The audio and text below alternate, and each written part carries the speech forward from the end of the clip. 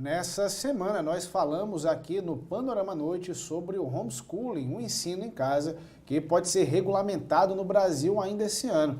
A gente volta a discutir o assunto com dois profissionais da educação. Para debater o tema, convidamos a professora universitária Nardejane Martins e o presidente do sindicato APEOC, Anísio Melo. Boa noite aos dois. Eu vou começar com o Anísio.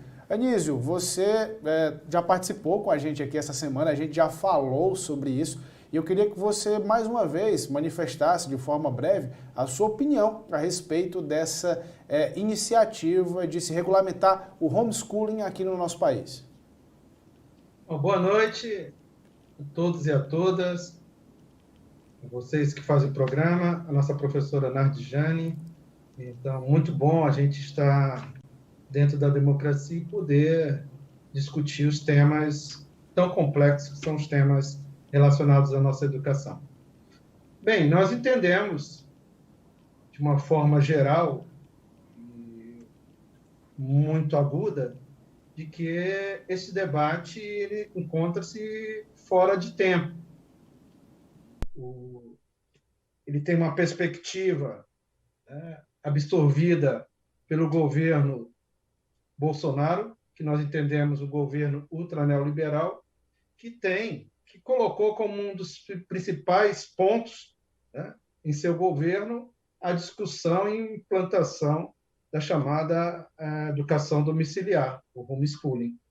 Então, entendemos fora de contexto, no sentido que a educação brasileira ela precisa cada vez mais ser impulsionada a cumprir o papel que nós entendemos que é o papel que está consagrado na nossa Constituição, no ECA, na LDB, que é garantir ao cidadão o direito à educação formal feita nas instituições de ensino, seja públicas, sejam privadas, que garantiria, permitiria, possibilitaria que o cidadão, que o jovem, que a criança pudesse ter acesso à maior variedade de informações, de conhecimento, e ela pudesse interagir com os outros, crianças, adolescentes e adultos, no sentido de ter uma formação humana, científica e profissional. Então, eu entendo que o debate da homeschooling ele se dá numa perspectiva fora das prioridades nacionais, fora do interesse maior da coletividade, da grande população brasileira, e ele parte de uma pequena parcela da população que se coloca nessa perspectiva. Sei que tem as várias nuances, mas, para nós, do ponto de vista geral, ele vem particularmente vinculado a essa separação, a essa intromissão na laicidade do Estado, quanto a partir de ver a escola como uma escola ideológica, se coloca uma parte dessa população preocupada em garantir a formação do ponto de vista religioso. Então, nós entendemos fora de foco, entendemos que há outros interesses maiores para a população brasileira, que é garantir a educação de qualidade e a distribuição de renda e igualdade de oportunidades, que nós entendemos que é através da educação, uma educação que seja para toda a população e garantindo a igualdade de oportunidades a esse acesso. Nardejane, boa noite a vocês, muito bem-vindos. Nardejane, você, quais são as suas considerações acerca do homeschooling? A gente pode conceber a nova técnica, o que você acha sobre isso? Primeiramente, boa noite a todos, cumprimentar o professor Anísio e cumprimentá-los também, e agradecer o convite para estar aqui hoje falando um pouco sobre o homeschooling. A educação domiciliar, na verdade, apesar de parecer um tema novo, que está em debate até as questões políticas que envolvem a temática, perfeitamente compreensível diante do que o professor Anísio apontou, é um tema relativamente antigo em termos de discussão legislativa. Nós temos, desde 94, projetos de legislação tendente à regularização, à regulamentação do homeschooling, porque, na verdade, o que existe, em termos jurídicos, eu falo isso porque eu sou advogada também, apesar de não exercer de forma ativa a militância na advocacia, eu fiz direito, fiz o mestrado e minha pesquisa foi sobre a educação domiciliar. Eu tenho um livro publicado em 2018, em que eu analiso exatamente a questão da regulamentação, da falta de uma regulamentação sobre o homeschooling no nosso ordenamento, e também o fato do Supremo Tribunal Federal, em 2018, ter decidido sobre a questão da constitucionalidade ou inconstitucionalidade do homeschooling no Brasil, né? E aí o STF decidiu que não seria inconstitucional, porém, seria necessário a regulamentação.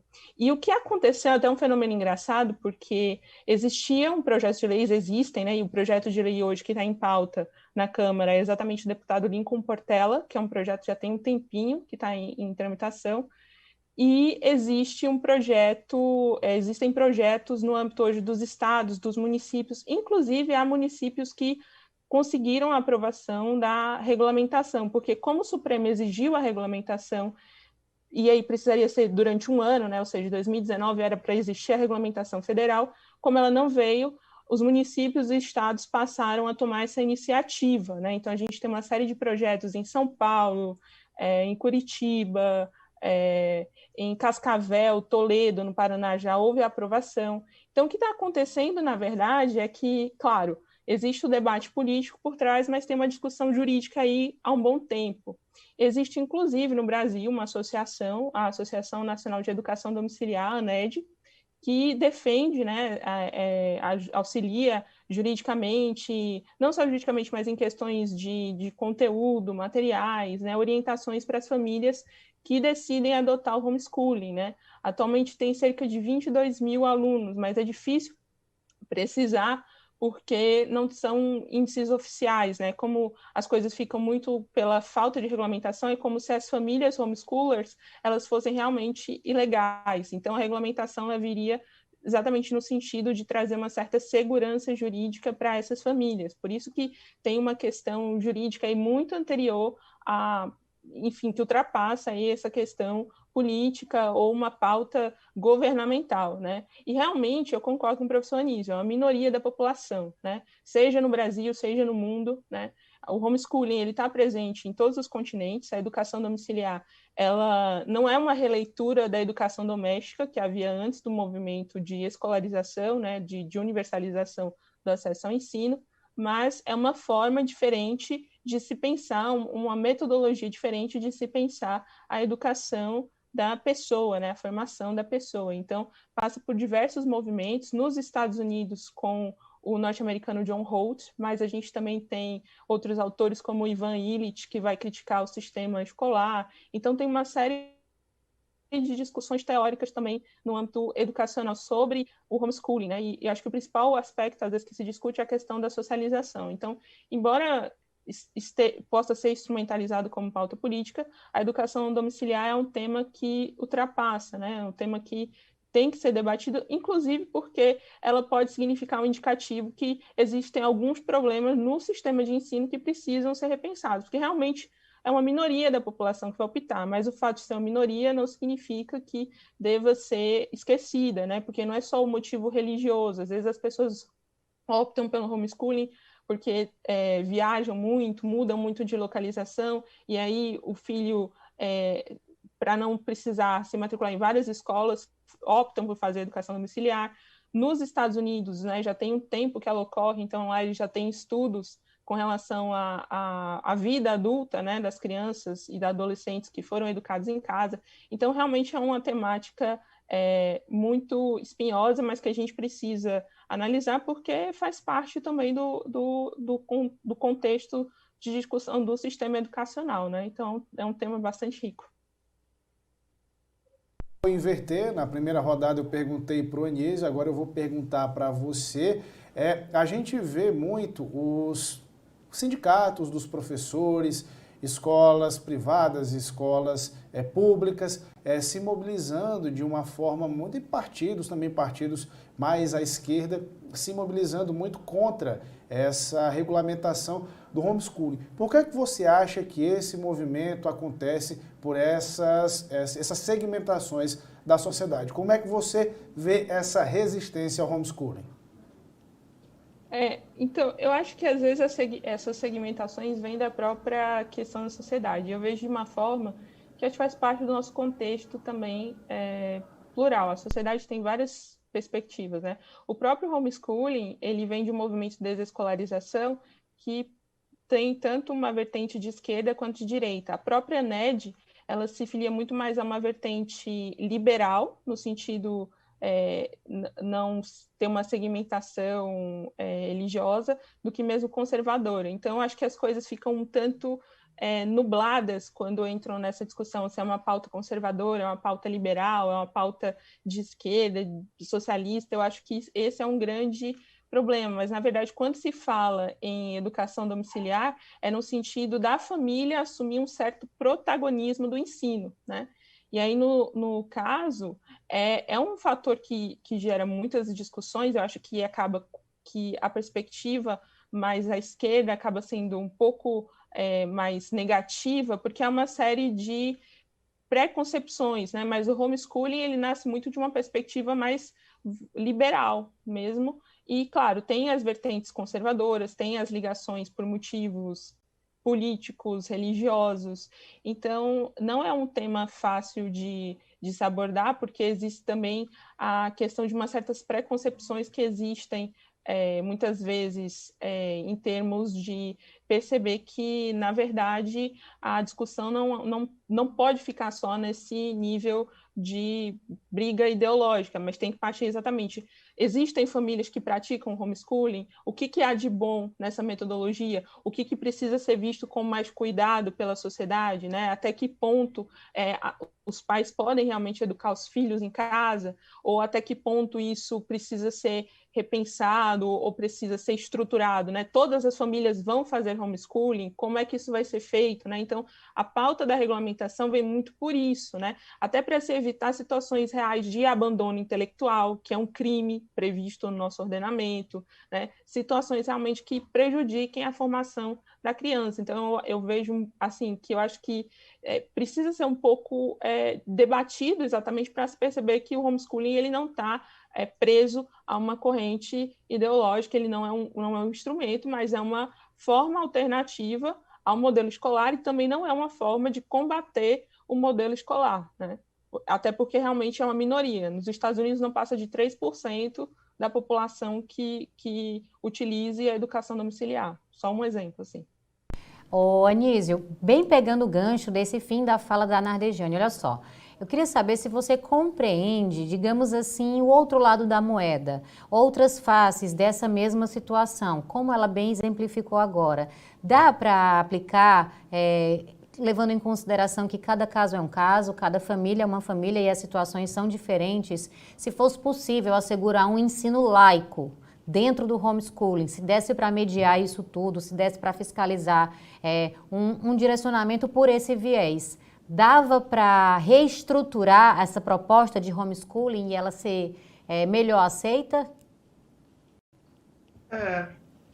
Fazendo aqui o debate, nós não temos como fugir dessa atual conjuntura política brasileira. Tendo como advogada, como educadora, a Nardejane, creio que tem essa compreensão. Nós estabelecemos um marco jurídico, político, a partir da nossa Constituição Federal, em 88. Né? A Constituição de Ulisses Guimarães, a Constituição Cidadã, que definiu o papel do Estado brasileiro. Um Estado indutor na economia, um Estado preocupado com as questões sociais, obrigando o Estado a garantir educação e saúde pública, garantindo vinculações obrigatórias para a educação, né? Construindo, nesse processo, nós fomos construindo um debate muito grande sobre o Plano Nacional de Educação. Estamos à beira, acho que teremos que avançar para o Sistema Nacional de Educação articulado, e eu acho extemporâneo, do ponto de vista da utilização desse debate, por um governo que vem desconstruindo a educação brasileira, em vários aspectos. Um governo que não tinha nenhuma preocupação com o Fundeb, com financiamento. Então, e alimentado, esse debate começa com a ministra Damares, assume o papel de encaminhar esse debate, o chamado Ministério da Família. Isso é um tema da educação. É um tema que tem que ser discutido com a sociedade, mas tem que ser apresentado no polo, no mural, na plataforma, que é a educação. Então, os desvios que se tem dentro dessa discussão, a partir desse governo, inviabilizam, nesse momento, fazer um debate na qualidade que a Narejane está colocando aqui. Né? Que a gente pudesse sentar em um momento para além dessa discussão conjuntural que nós temos. Então, nós ficamos muito preocupados, porque nós entendemos, e aí uma questão de concepção, que a educação ela deve ser compartilhada, é um processo de compartilhamento. Dentro dessa pandemia, Narejane, nós fazemos um sindicalismo muito responsável. Nós defendemos, no primeiro momento, logo no primeiro momento, as atividades remotas como elemento para minimizar o desastre que trouxe a pandemia. Nós entendemos que estamos caminhando para uma escola híbrida, onde o ensino presencial tem que estar articulado com as tecnologias. Mas, para nós, há um papel protagonista desse processo, da educação entendida como informação, conhecimento, que é do profissional da educação. Então, eu penso que o papel da família é o papel que ela tem secularmente de tentar, no seu seio familiar, ter ensinamentos morais, né? Mas ela não pode trazer para dentro do homeschooling uma responsabilidade ou ir para dentro do homeschooling porque entende que a criança não está sendo atendida, porque a criança deveria estar tendo outros ensinamentos, porque a criança... Né? Então, há um setor muito forte, conservador, que apoia a homeschooling na perspectiva de se diferenciar, de negar o Estado democrático de direito. Essa é a nossa grande preocupação nesse debate, que esse grupo que se apodera o nascedouro dessa discussão é fortemente religioso, também, fortemente religioso, na perspectiva de criar um espaço absoluto e concreto da religião em relação ao chamado Estado. Isso que nós estamos vivendo hoje, um debate de ciência e religião, né? Que é um debate que cada um deveria estar no seu espaço. E eu acho que a homeschooling, da forma como é apresentada, na forma como ela é defendida pelo filho do presidente Bolsonaro, o Eduardo Bolsonaro, não sei se é o Eduardo, se é o deputado, né? Que é o Eduardo, sei que é o deputado federal, filho de Bolsonaro, é uma forma muito desqualificada de fazer o debate, porque quando ele não defende a homeschooling, ele ataca o sistema público, o sistema privado, ataca os profissionais de educação, tenta nos desqualificar, tenta dizer que nós passamos ideologias para os filhos e filhas. Então, nesse debate, essa conjuntura, por isso que eu falei que estava fora de foco, é uma conjuntura que nós não podemos debater com maior abertura essa discussão, porque o ambiente não nos permite, que é um ambiente contaminado por essa disputa eleitoral, ideológica no mau sentido. Anísio, se você me permite um questionamento, é o seguinte, você fala muito a respeito desse receio de a religião e a questão didática se misturarem. Nós, nas escolas, principalmente escolas privadas, nós já temos escolas que têm o cunho religioso, mas essas escolas, elas também são regulamentadas por normas que vêm do Ministério da Educação, que vêm da legislação federal. A família, de acordo com uma regulamentação que viesse a colocar o tipo de ensino, que tivesse uma grade, a família que optar por esse homeschooling, ela também não teria o direito e a liberdade de introduzir o ensinamento religioso de acordo com a sua crença para o seu filho? Aí, quando você coloca isso, aí vamos discutir qual o papel, né, da família num chamado Estado Democrático de Direito. A família ou o cidadão? Eu entendo que o jovem, que a criança, que o ser humano tem direito a ter as informações múltiplas que nós temos na sociedade. Se a família defende uma determinada religião, se ela defende uma crença, ela tem toda a liberdade, mas os seres que habitam aquela casa também têm, a Constituição garante, tem que ter acesso à universalidade de informação e de conhecimento. Por isso nós temos a rede privada, temos escolas profissionais, temos escolas privadas de várias, mas na escola pública nós temos que defender a laicidade da escola, a laicidade do processo da ciência em relação à religião. Respeitar, mas mantendo toda a possibilidade de oferta de conhecimento e informação para que o ser humano, em determinada situação, etapa de vida, possa definir quem ele é, o que ele quer, o que ele pensa da sociedade, o que ele defende. Nardejane, olha só, está muito bem posto que é difícil atualmente, principalmente nos tempos atuais que a gente está falando, de dissociar política de ideologia, de ensino. E essa proposta de homeschooling não tem como a gente desprender, principalmente como o Anísio bem lembrou, as figuras políticas que ensejam, né, todo esse debate a respeito disso. A gente sabe que são figuras políticas de uma ala bastante ideológica e que não tem como totalmente dissociar, né, toda essa questão. Como é que a gente pode fazer para peneirar, digamos assim? Dá para equilibrar, dá para ser uma proposta assertiva, dá para despir de conceitos pré-concebidos e de efeitos pejorativos e negativos, que é o que acontece quando um ensino extremamente ideológico acontece. Dá para fazer essa diferenciação? Acredito que sim, certo? Eu tenho uma perspectiva bastante otimista e não vem do âmbito do governo federal, certo? No âmbito federal, não só do governo, mas do âmbito do Congresso Nacional. Porque quando eu fiz a pesquisa, o que eu foquei mais foi exatamente os projetos de legislação que existiam. Nem tanto nas decisões judiciais, porque seria mais pontualizado, mesmo a decisão do STF foi num recurso extraordinário, foi num caso específico. Então, eu sempre penso mais na questão de regulamentações locais, né? Então, o que está acontecendo, na verdade, é por isso que eu falei que tem uma certa independência, né? A questão do homeschooling, ela vem sendo regulamentado no âmbito dos municípios e dos estados, né? O âmbito federal é muito mais complexo, exatamente porque ele vai entrar nesse emaranhado de discussões políticas, ideológicas, é mais forte. No âmbito local é mais fácil de conseguir a regulamentação. E é uma coisa importante que eu acho que o professor Anísio pontuou, é a questão da formação dessas crianças e adolescentes. Por quê? Por que é importante a regulamentação, né? Em certo sentido?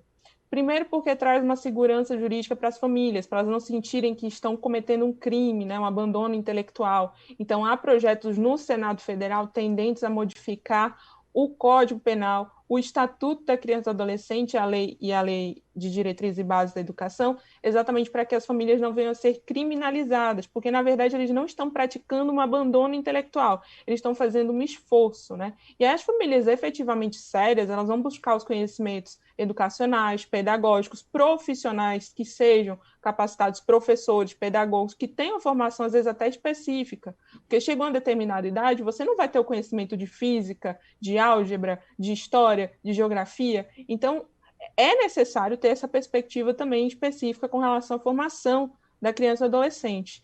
E também existe o caso de que as regulamentações colocam a Base Nacional Comum Curricular, né, o Plano Nacional de Educação, seguir a LDB, ou seja, os pais eles não fariam a coisa solta, né? Eles teriam que, digamos assim, prestar contas ao Estado, né?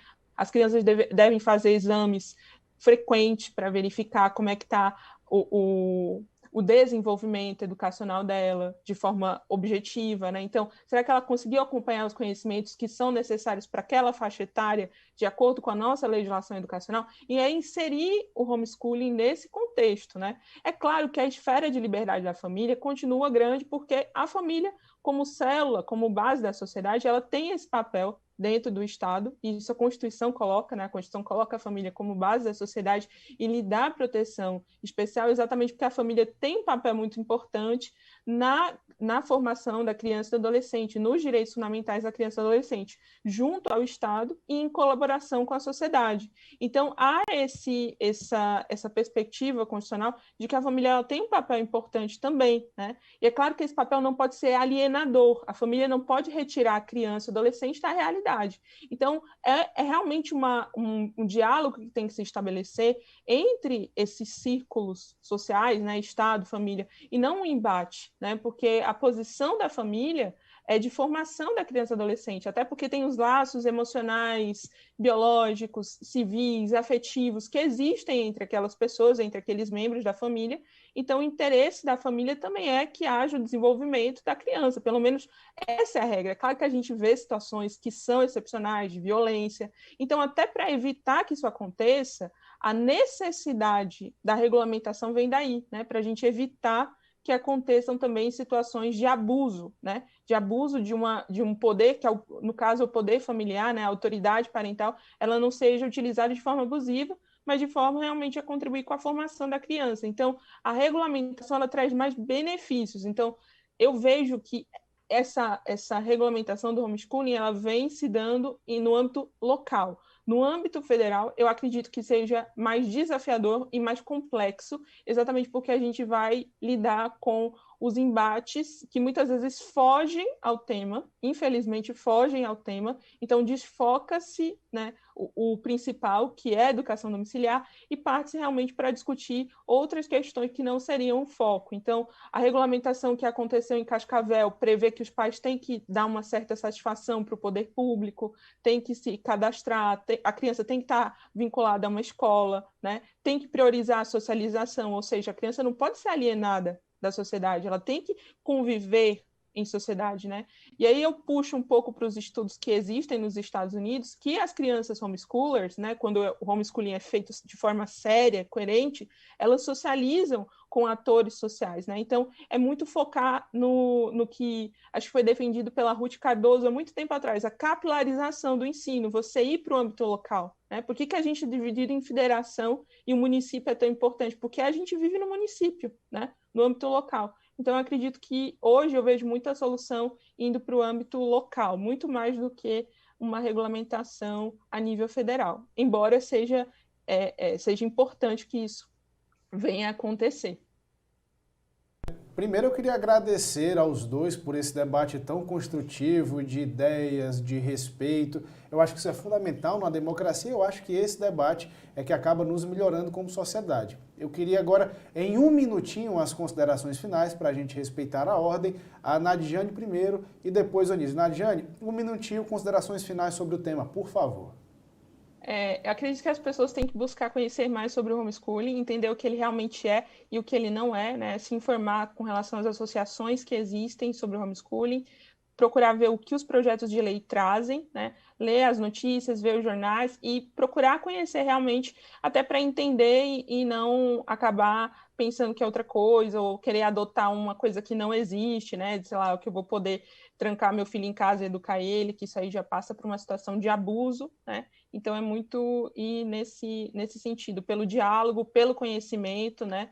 Pela empatia, pela conversa. Eu acho que isso é o que nos prepara melhor e nos mantém como uma sociedade que prioriza realmente os valores humanos, a dignidade e também a questão democrática do espaço que todos devemos ter para dialogar. Ok, Nadiane, obrigado. Anísio, um minutinho, suas considerações finais, por favor.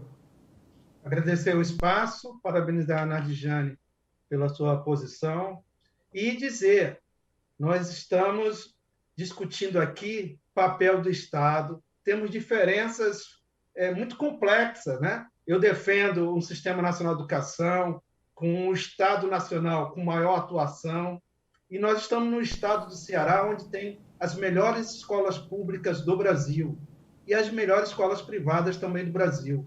Então, nós temos que garantir a igualdade de oportunidade. Eu defendo que o sistema educacional público e privado seja um espaço prioritário do conhecimento da informação, respeitando as famílias, mas mantendo o espaço educacional a partir das instituições que estão consentidas pela nossa Constituição. É isso, muito obrigada a vocês dois pela disponibilidade e dedicação de um debate assertivo, construtivo e respeitoso. Muito boa noite a vocês, até uma próxima. Até mais.